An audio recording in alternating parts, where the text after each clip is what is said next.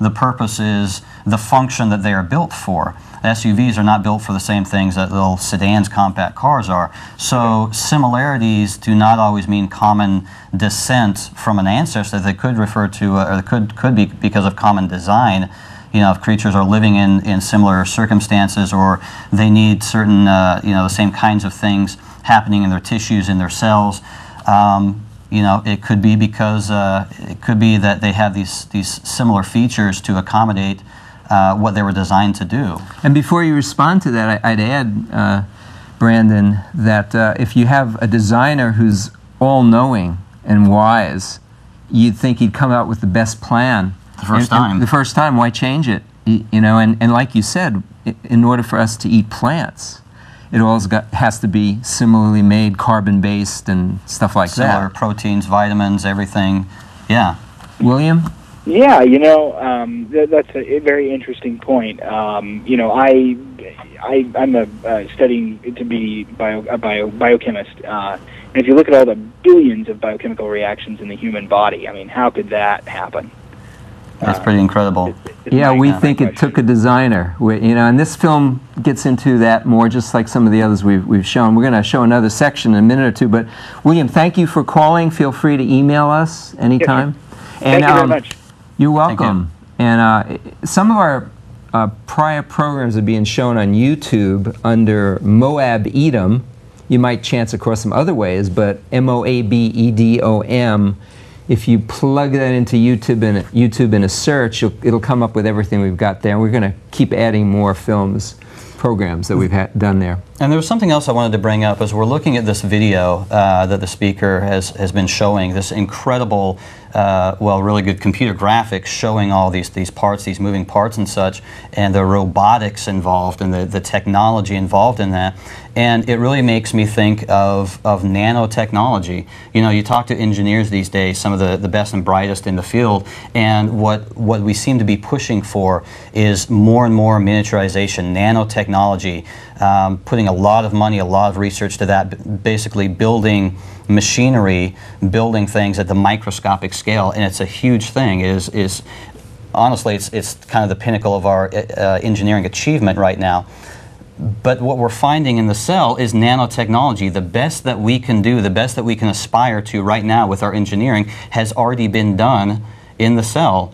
And it's incredible to think that this is just random, haphazard chemicals coming about. I mean, if we are putting our best minds to that, it would seem to suggest that it's pretty difficult thing to achieve. And we're not anywhere near the miniaturization that you see in the cell. Nowhere near. So it's much more complex. And of course, you were here last time. We talked about John Sanford's book, Genetic Entropy and the Mystery of the Genome. Yes. Right. And he talked about, you know, the DNA and the fact that it's not. They're starting to see it's way beyond just a linear, incredibly complex code, but it's.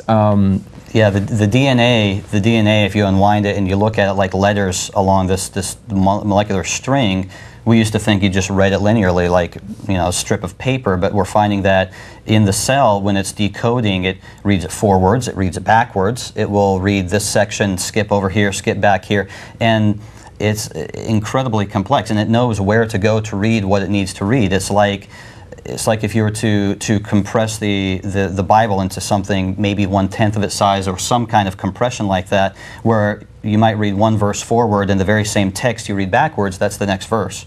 Things like that. It's very fascinating what we're finding. And it even goes three-dimensionally, they think. It may be, John Sanford feels, may be beyond our comprehension, because the deeper we go, the better microscopes we get, the more complex it seems to get. Yeah. Yeah. And a code like that, we can't make a code like that. Plus, the genes seem to change, sometimes depending on the environment. They'll change their functions, or depending on other things. So it's a changing, dynamic language. That's coded several ways on top of itself, and even maybe when the DNA curls up into these more compact structures in the nucleus, those structures, the shape, like you said, three-dimensionally, might have information there. Yeah, and you know, if you think about that, how can that happen possibly over time through mutations through natural selection. If we're not even smart enough to figure it out, doesn't it suggest that its origin came from someone smarter than us? There's a lot of intelligence there. Well, we'll let you ponder that. We've got a 5.5-minute segment of film that I think you'll enjoy that continues from where we left off right there, which gets into the very complex energy-making molecule system of molecules, ATP.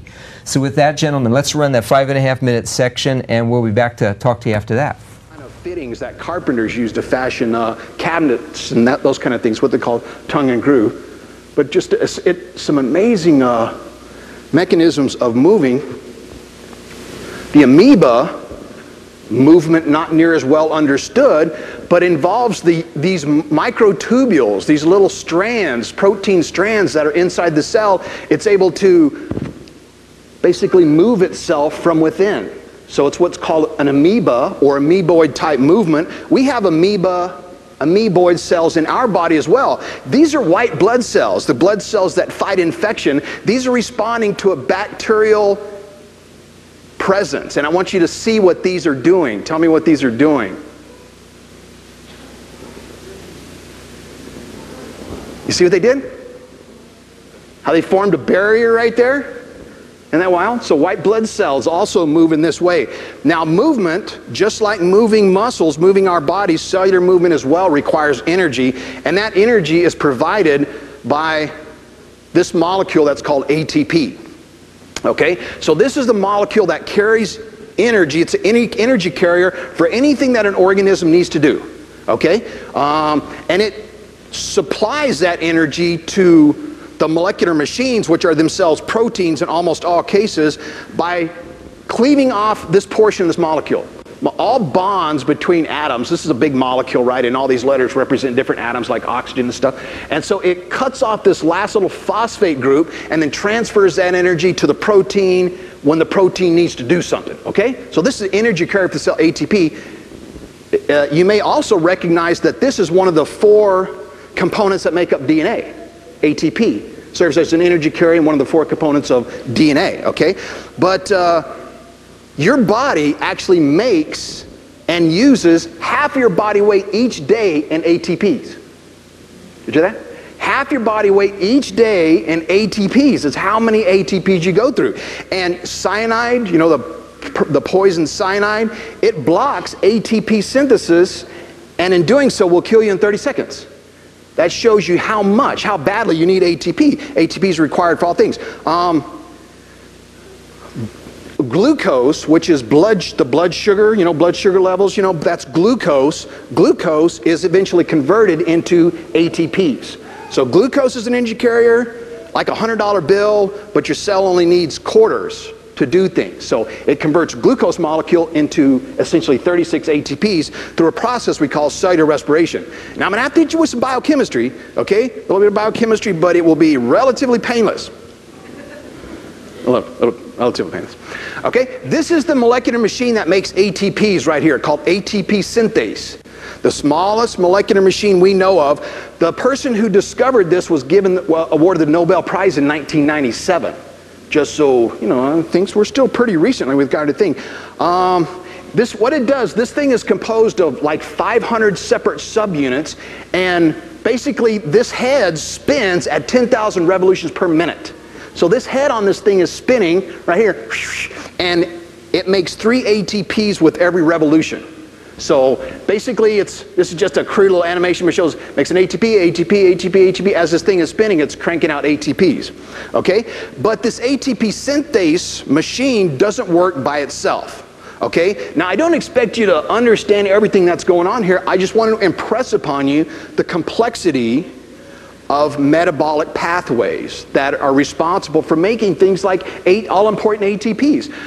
This ATP synthase doesn't work by itself. It's part of a long process, a metabolic process that starts with glycolysis and then citric acid cycle and then electron transport chain. There's a whole bunch of reactions that go on here.